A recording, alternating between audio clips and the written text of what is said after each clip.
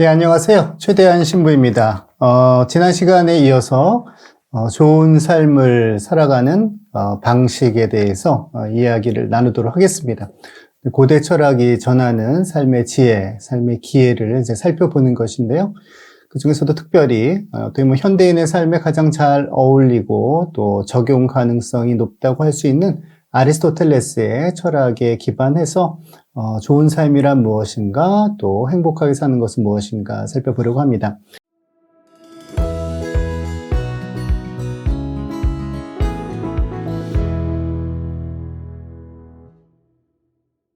네, 좋은 삶의 방식으로 여가와 실천이라는 제목을 정했는데요. 지난주에 실천이라는 그 개념을 살펴보면서 행복이라는 거를 이렇게 철학적으로 성찰을 해볼 때 단순히 눈앞에 있는 일들에만 매몰되는 것이 아니라 혹은 그때그때 나의 어떤 욕망을 충족시키는 거에만 행복의 그 원천이 있는 것이 아니라 오히려 여러 행복의 조건들이 다 조금씩 이루어졌을 때 과감하게 공적인 삶에 기여하는, 그리고 어떤 이타주의와 그리고 나의 자기애가 잘 조화를 이루는 그러한 실천적 삶을 살아갈 때 비로소 우리가 행복을 구현하면서 사는 것이다 말씀을 드렸습니다. 행복이라고 한다면 사실은 어떤 덕스러운 삶이기도 하고, 우리가 가지고 있는 좋은 가능성들, 특히 어떤 가치 있는 것들을 할 수 있는 우리의 가능성을 실현시켜 가는 거, 이게 행복이라고 할 수가 있겠죠. 실천적 삶이라고 매우 귀한 것이고, 그리고 바람직한 것이지만, 이제 실천적 삶만을 추구할 때 오는 여러 가지 어려움들이 있습니다. 번아웃 신드롬에 대해서 많은 이야기를 하는데, 그것은 사실 언제나 실천에만 몰입했을 때 올 수 있는 그러한 그 부작용일 수도 있겠고요. 그리고 또 한 가지는 이제 실천적 삶이란 것을 위해서는 단순히 열심히 사는 것만으로 되는 것이 아니라, 그리고 좋은 지향을 가지고 있는 것만으로 되는 것이 아니라 올바른 판단력들이 필요한 것이죠. 올바른 판단력이라는 것은 도덕적으로 흠잡을 데 없는, 그러니까 말하자면 윤리적, 도덕적 그러한 가치를 가지고 있는 판단이어야 하는 것이, 또 한 가지는 바로 우리의 삶을 풍요롭게 할 수 있는 그러한, 어떻게 보면 삶을 증진시키는 그러한 판단력이어야 되는 것이고요. 그런 의미에서 보자면 아리스토텔레스의 그 실천의 개념에는 유능함과 그리고 도덕성이 함께 다 있는 것이죠. 그러한 판단력을 위해선 사실은 늘 절대적으로 잠시 머물면서 고요하게 또 생각해 볼 시간들이 필요합니다. 그러한 시간들이 주어지지 않을 때 사실은 많은 일들에 분주하게 몰두하면서도 결과적으로 그 방향은 잘못된 방향으로 갈 수도 있는 것이죠. 그렇기 때문에 여가라는 것이 매우 중요한 역할을 갖고 있습니다. 여가는 한편으로는 노동에서의 해방이기도 하지만, 다른 한편으로는 실천적 삶을 위한 하나의 원천이자 토대이기도 하고, 또 다른 한편으로는 또 실천적 삶과 구분되어 그 자체로서 자기 목적적, 그리고 어떤 보면 삶의 그 가장 높은 차원의 어떤 기쁨을 향유하게 하는 그러한 삶의 자리가 바로 여가라고 하겠습니다. 예, 그래서 오늘은 여가에 대해 좀 살펴보려고 하는데요. 뭐 여가에 대해서는 이야기 많죠. 레이저라고 우리가 흔히 얘기하는데, 근데 다만 현대인들에게 있어서는 그 여가의 개념이 사실은 굉장히 좀 축소되어 있고, 그리고 고대 철학에서 얘기하는 그러한 보다 더 좋은 사람이 되기 위한 어떤 내면적 도야와 성장의 의미는 좀 탈색되어 있는 면이 있습니다. 물론 뭐 현대의 여가도 굉장히 소중한 것이죠. 쉬고 또 뭐 잘 놀고, 또 그리고 뭐 또 휴식을 하고, 이런 부분도 중요합니다만, 또 여가가 가지고 있는 조금 더 높은 차원의 의미는 무엇일까라는 것을 살펴보고자 합니다. 그걸 통해서 보다 더 행복한 삶으로 우리를 한번 스스로 이끌어가면 좋겠는데요. 고대 철학 안에서는 근본적으로 좋은 삶이라는 것은 여가 안에 있다고 했습니다. 즉 어쩌다 여가가 있는 것, 혹은 어떤 부차적으로 우리가 일을 하는 동안에 거기에 그냥 옆에 보수적으로 잠시 붙어 있는 것이 여가가 아니라, 어쩌면은 좋은 여가를 얻기 위해서 우리 삶이 다 그리로 모아지는 이런 걸 얘기했고요. 그래서 좋은 삶은 여가 안에 있기 때문에 여가가 없는 삶은 바로 불행한 삶이다, 이렇게 얘기를 합니다. 그리고 여가란 것 뜻하는 그리스어는 이제 스콜레라는 단어를 가지고 있는데, 사실 여기 이 단어에서부터 이 여가가 가지고 있는 참뜻을 좀 생각을 해볼 수가 있는 거죠. 스콜레란 말은 현대에서는 다 스콜라라는 말, 라틴어로 연결이 됐고, 또 학업, 공부, 연구 이런 데에 다 이제 스콜라라는 어원이 있는데, 그걸 보면 여가라는 것은 굉장히 가치 있는 일에 자유롭게 몰두할 수 있는 시간과 여건, 이걸 의미한다고 볼 수가 있겠습니다. 말하자면은 무엇을 하지 않는다는 게 중요한 것이 아니라 굉장히 자유롭게 굉장히 가치 있는 정신적인 작업을 하는 것, 이거를 사실은 고대에서는 여가의 어떤 본질이라고 생각을 했던 것이죠. 그래서 여가가 없는 삶은 자유인의 삶이 아니라 어쩌면 자신의 그 생계 혹은 어떤 나의 주변에 부여되는 과제들에 종속된 그러한 삶이 되는 것이고, 여가의 삶은 그것으로부터 나를 자유스럽게 해서 온전한 내가 될 수 있는 그러한 시간이기 때문에 가장 행복한 시간이라고 얘기하죠. 혹은 아스콜라제인 동사용으로는 이게 이제 불행하다라는 것이고요. 그래서 어떻게 하면 여가를 우리 삶에 줄 수 있을까라는 게 고대 철학에서 굉장히 중요한 어떤 삶에 있어서 과제라고 할 수가 있습니다. 그런데 여가와 좀 구분을 할 만한 그 비슷한 개념인데 좀 구분해야 되는 부분이 있는데요. 바로 현대인들에게는 상당히 되게 중요한 구분이라고 하겠습니다. 아리스토텔레스에 따르면 여가, 스콜레는 휴식, 아나파우지아, 파우즈 하면 이제 쉬는 거가 되죠. 이제 아나파우지아 혹은 여흥 혹은 놀이라고 하는 파이디아와는 구분이 되고, 또 한가함이란 것도 구분이 됩니다. 근데 생각해보면은 현대인들에게 있어서는 여가하면 다 아주 휴식이라든가 좀 한가하게 빈둥대는 거라든가 아니면은 뭐 이렇게 놀이 혹은 뭐 쾌락 생각하기 나름인데요.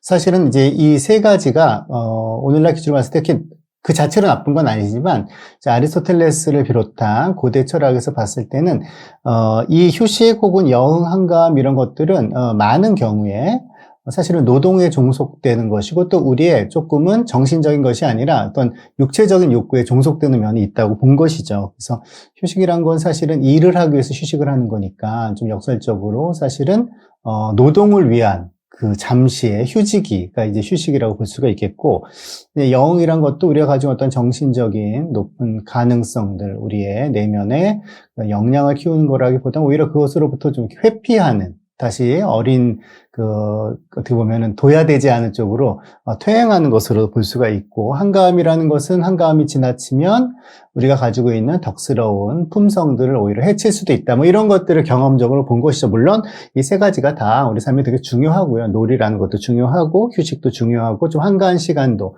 필요합니다만, 이게 여가의 전부는 아니다라는 것이죠. 우리가 현대인들에게서는 어쩌면 여가라는 거를 너무 이러한 세 가지, 한가하고 휴식 혹은 여흥 내지는 그 엔터테인먼트라고 얘기할 수 있겠는데, 여기에만 우리가 초점을 맞추다 보니까 이제 이 여가가 가지고 있는 그 더 큰 잠재력을 혹은 더 큰 의미를 잊어버린 경향이 있습니다. 고대 로마에서도 사실은 이 여가의 철학은 굉장히 중요한 역할을 했고요. 그 여가에 해당되는 라틴어 단어는 오티움이라는 굉장히 아름다운 단어가 있습니다. 그래서 오티움이라는 단어는 사실은 가장 가치 있는 일을 자유롭게 그리고 방해받지 않고 할 수 있는 어떤 시간과 공간, 여건, 그리고 그러한 활동, 이런 걸 사실은 오티움이라고 얘기를 한 것이죠. 이렇게 한번 그림을 그려보자면, 키케로나 세네카 이런 사람들이 실천해야 되는 그 분주한 정치 일들을 하다가 가끔씩 그런 한가한 시간을 얻어서 한가하게 머무는 것이 아니라 그 자신의 장원으로 돌아가서, 키케로 같은 경우는 투스쿨룸이라고 하는 아주 유명한 별장이 있었죠. 거기서 철학을 논하고 글을 쓰고, 또 그리고 어떻게 보면 이 우주의 아름다움을 음미하고, 또 그리고 시가의 아름다움들을 또 만끽하는 이러한 시간들을 이제 오티움이라고 불렀습니다. 이런 게 여가의 진수라고 얘기를 한 것이죠.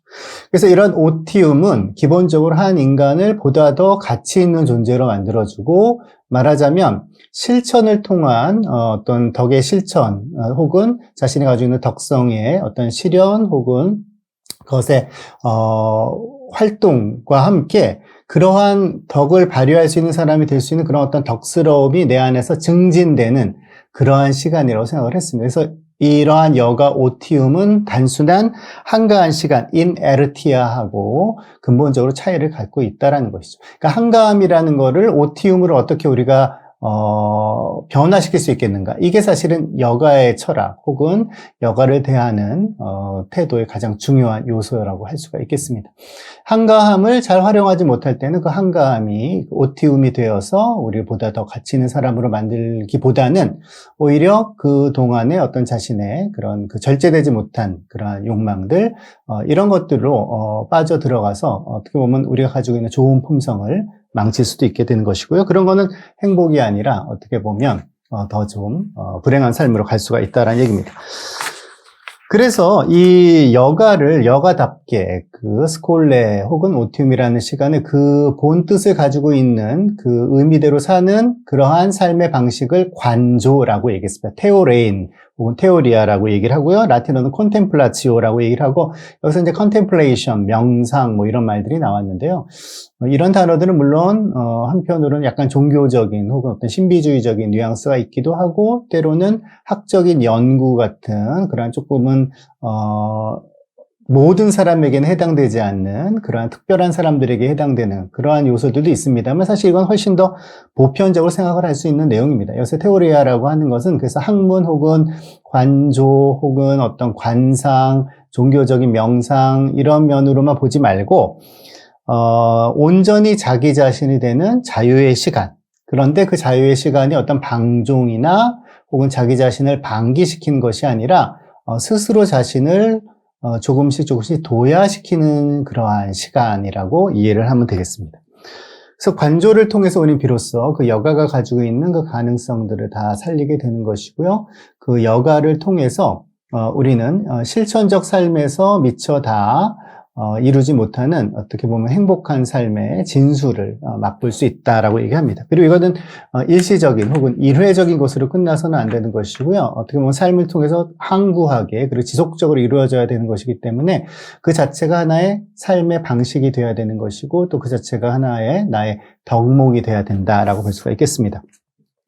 그래서 여가라는 것 도대체 어떤 의미를 가지고 있는가를 두 개의 그 인용을 좀 하면서 또 설명을 드리고 싶은데요. 프리도 리켄이라고 하는 독일의 한 철학자가 이런 이야기를 합니다. 실천적 삶이 관조적 삶을 전적으로 포기할 수 있는가 하는 물음은 일상적 삶을 위해 필요한 모든 요구들을 충족시키기에 모든 여력이 다 소진됨으로써 존재 전체의 궁극적 원인에 대한 경이감에 찬 물음과는 전혀 무관하게 되어버린 삶도 행복할 수 있는가라는 물음으로 귀결된다.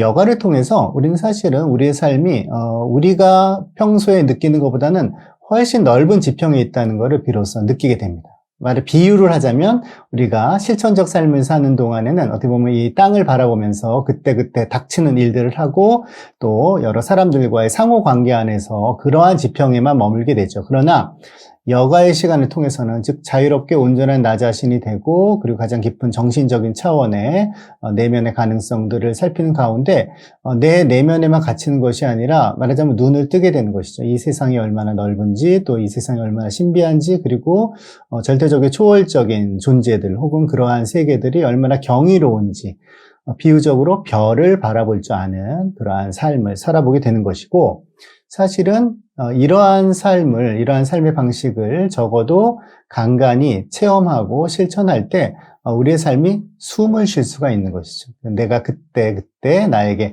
닥쳐진 일에만 우리가 모든 것을 소진시키는 것이 아니라 이런 것들이 갖고 있는 궁극적인 의미들 혹은 이런 것들을 좋은 의미에서 상대화를 시킬 수가 있다고 볼 수가 있겠습니다. 또 다른 역시 독일의 철학자, 그리고 이 여가라는 개념에 대해서 굉장히 많은 기여를 한, 여가라는 개념이 현대 철학에서 다시금 주목받게 하는데 큰 기여를 한 요셉 피퍼라는 철학자는 또 이렇게 얘기합니다. 여가는 일에 끼어들어 관여하는 사람의 태도가 아니라 자신을 열어두는 사람의 태도이다. 그것은 움켜쥐는 사람의 태도가 아니라 놓아주는 사람, 자신을 놓아주고 내맡기는 사람의 태도이다. 잠자는 사람이 자신을 탁 내맡기는 것과 같다. 여가를 통해서 우리는 삶에서 좀 여유를 갖게 되는 것이고요. 이 여유라는 거는 말하자면은 지금까지가 우리가 살아왔던 것들을 조금 더 넓은 시각에서 바라볼 수 있게 하고, 그것을 움켜쥐거나 집착하는 것이 아니라 그것을 한번 놓아두고 있는 그대로 바라보게 하는 그러한 어떤 우리의 내면의 공간을 허락한다고 할 수가 있겠습니다. 예, 이 여가라는 것에 있어서 굉장히 중요한 요소 중에 하나는 우리가 행복하게 살아가는, 또 올바르게 실천하면서 살아가는데 큰 장애가 되는 것 중에 하나가 우리가 가지고 있는 선입관들, 주관적 선입관에 좀 고착되는 경향이 있고요. 또 다른 한 가지는 또 우리가 사는 시대의 어떤 통념에 우리가 사로잡혀 있기 때문에, 거기에 이제 지배받고 있기 때문에 정말 행복한 삶이 무엇인지를, 그리고 지금 내가 진짜 어떻게 살아가는 것이 올바른 실천이고 잘 사는 것인지 판단하기가 어려울 때가 많습니다. 근데 이제 여가의 시간을 갖는, 혹은 이 여가를 테오레인이라고 하는 온전함의 관조적 그러한 자세를 가질 수 있는 사람이라면 자신의 삶을 찬찬히 돌아보면서 어디에 휘둘리는 것이 아니라 진정한 삶의 방향을 다시금 정립할 수가 있는 것이죠. 예, 아리스토텔레스나 그 이외 여러 철학자들이 여가와 관조를 통해서 행복한 삶에 대해를 이렇게 쭉 이야기하고 있는데요. 이런 것들은 현대인들에게도 굉장히 직접적인 벌써 도움이 되기도 하고요. 그리고 읽어보면서 굉장히 큰 설득력을 갖고 있습니다. 굉장히 오래전 이야기이긴 하지만 삶이라는 것이 인간이 가지고 있는 인간학적인 구조는 사실은 비슷한 부분이 많기 때문에 인간이 나의 삶에 있어서의 기초적인 요소들이 충족됐을 때 과연 어떤 부분이 더 충족이 되어야 행복할 수 있는가? 머슬로우가 말하는 인간에 있어서 그 5단계와 어떻게 비슷하다고 할 수 있겠는데요.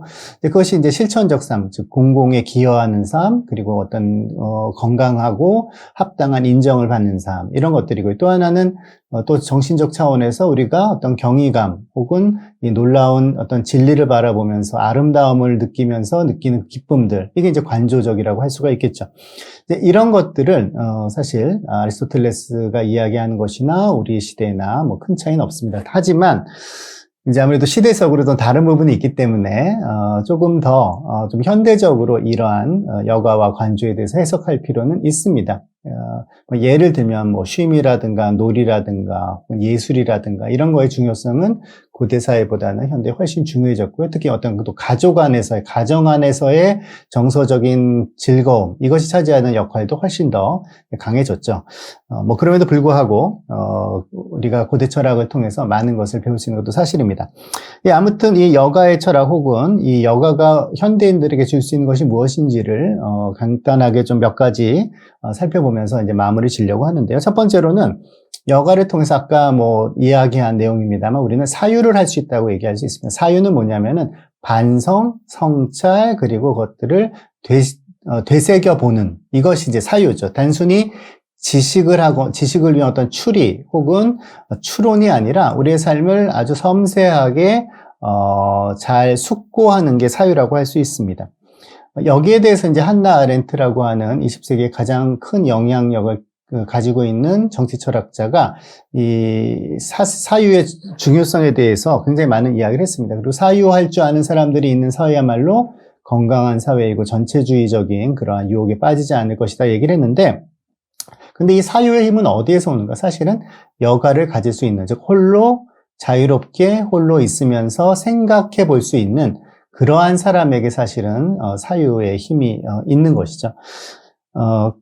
한나 아렌트가 이제 그 키케로를 통해서 키케로가 인용하고 있는 카토의 유명한 말을 인용하는데요. 이렇습니다. 사람은 그가 아무것도 행하지 않을 때보다 더 활동적인 적이 없으며 그가 혼자 있을 때보다 더 외롭지 않은 적은 없다. 그러니까 여가는 어쩌면은 스스로 자유롭게 그리고 기쁘게 자신이 홀로됨을 선택하는 시간이라고 할 수 있겠고요. 그 시간을 통해서 충분히 나의 고유한 생각들을 가다듬는 시간이라고 할 수 있겠습니다. 그럴 때 우리의 삶의 방향이 보여지는 것이죠. 그렇기 때문에 여가라는 것은 올바른 삶, 좋은 삶을 살 수 있게 하는 원동력이라고 볼 수 있겠고요. 또 하나는 우리가 다 아는 얘기입니다. 여가를 통해서 우리는 삶의 균형을 얻게 됩니다. 쉼과 놀이라는 거, 아까 아리스토텔레스는 조금 부정적으로 얘기했습니다만 중요한 것이죠. 그러나 쉼이나 놀이가 어떤 탐닉이나 혹은 무절제함이 아니라 아주 잘 향유하는 것으로, 우리 인생에 있어서 주어지는 크고 작은 기쁨들을 감사하면서 그거를 잘 향유하고 그것에 만족할 수 있는 이런 것들은 여가를 통해서 비로소 우리는 그런 여유가 생기는 것이죠. 생각해보면 너무 일에 치여 사는 사람의 경우는 이제 사실은 쉬는 시간이 주어져도, 여가의 시간이 주어져도 그것을 잘 활용하지 못할 때가 많습니다. 무기력하게 머물리거나 아니면 너무 과도하게 어떤 여흥에 빠지기도 하죠.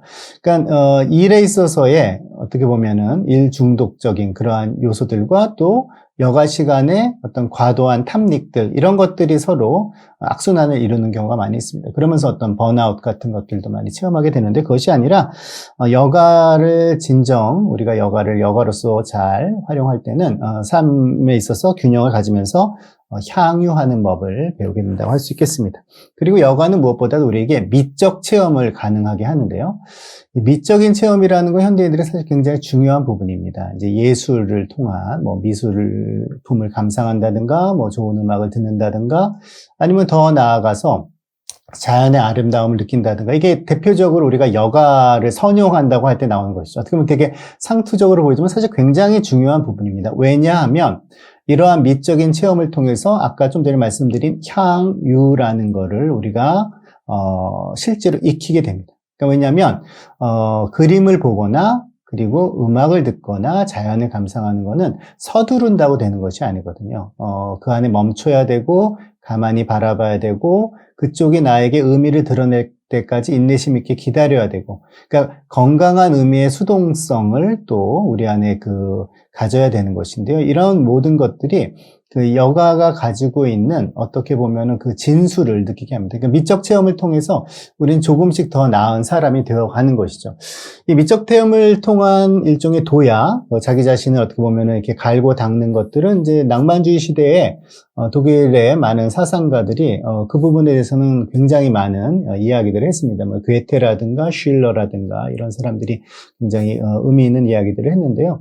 결국은 우리가 여가가 갖는 인생에 있어서 그 소중한 요소 중에 하나는 바로 우리로 하여금 아름다움에서부터 우리가 자기 자신을 변화시키고 그 아름다움 앞에서 우리 자신을 보다 더 나은 사람으로 만들어갈 수 있는 가능성이 주어지는 것이죠. 그래서 여가를 통해서 우리의 삶이 보다 더 높은 차원에서 행복한 삶으로 향해 갈 수가 있다고 볼 수 있겠습니다. 또 하나는 이제 여가를 통해서 아까 프리도리켄이나 아니면 요새 피퍼의 글에서도 우리가 확인했습니다만, 나 자신을 넘어서는, 즉 개방하고 초월하는 그러한 체험을 하게 하는 게 또 여가입니다. 여가는 이렇게 손을 이렇게 논다고 표현을 하는 것인데요. 그러니까 나보다 더 위대한 존재, 더 나아가서 절대적이고 어떤 숭고하고 그리고 어떤 초월적인 그러한 체험들 안에 나를 개방할 수 있는 가능성을 여가는 우리에게 준다라는 것입니다. 많은 종교 생활들이 대부분 이제 일요일 혹은 주일이라고 부르죠. 그 시간에 일어나는데 사실은 특히 그리스도교 영성 안에서 주일의 신학은 굉장히 중요하고요. 우리가 일요일이라고 할 때는 그냥 휴일 하면 그 다음날 월요일부터 또 일하기 위한 잠시의 회복하는 시간이라고 생각한다면, 주일이란 건 사실은 그 나머지 날들이 주일을 위해 존재한다고 보통 이야기를 합니다. 즉 우리가 일하기 위해서 쉬는 것이 아니라 바로 여가라고 할 수 있는, 어떻게 보면은 쉼으로 남아있는 그 시간을 위해서 일을 한다고 볼 수 있는 거거든요. 즉 어떤 초월적 갈망을 우리 안에서 체험하게 하는 그 역할을 바로 여가가 한다고 하겠습니다. 그것은 인간 존재를 굉장히 높이 고양시키는 것이고, 아까 말씀드린 그 실천적 삶에도 보다 더 우리가 사심 없이 타인을 위해서 우리 자신을 좀 내어놓을 수 있는 것들을 가능하게 한다고 하겠습니다. 여가에서 우리가 배울 수 있는 굉장히 중요한 요소가 좀 전에 본 어떤 종교적 또 예술적 체험하고도 통하는데, 바로 무용성 그리고 자기 목적성입니다. 우리가 살다 보면 대부분이 이게 나한테 필요한 것인지, 저 사람이 나한테 유용한 것인지, 이 일을 하는 것이 얼마나 쓸모가 있는 것인지, 그런 차원에 머무는 것이고요. 그런 차원은 사실은 노동의 세계이기도 하고 어떤 경제의 세계이기도 한데, 그런 부분 당연히 필요하죠. 그런 부분을 통해서 우리가 삶의 조건을, 내가 잘 살 수 있는 조건을 충족해가는 것이지만, 사실은 행복한 삶은 그런 조건 하에서 그 다음에 무용함의 소중함을 체험할 때 비로소 삶의 그 아름다운 그러한 영역들, 아름다운 차원들을 우리가 살아갈 수 있는 것이죠. 그래서 여가를 통해서 그 자체로 목적인 것, 어떤 딴 데에 쓸모가 있어서가 아니라 이 시간의 향유 자체가 그 말하자면은 고요한 가운데 바라본 꽃 하나를 바라보는 것이 가지고 있는, 그것은 인생에 있어서의 어떤 다른 것과 바꿀 수 없는 그 순간들이 되는 것이죠. 이런 것이 얼마나 소중한가를 우리가 여가를 통해서 배운다고 하겠습니다.